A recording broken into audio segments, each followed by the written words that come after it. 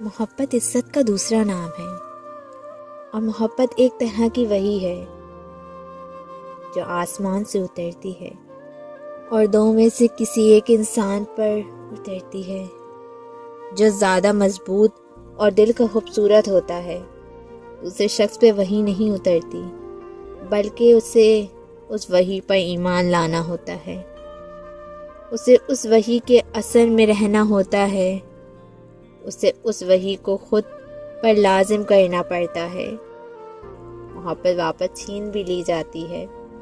کیونکہ وہ رب ہے جسے چاہے دے دے، جس سے چاہے لے لے، سو وہ واپس کھینچ لیتا ہے، لیکن کھینچتا وہ تب ہے، واپس وہ تب لیتا ہے جب ہم محبت میں، عزت میں، اس وحی میں ملاوٹ کرتے ہیں۔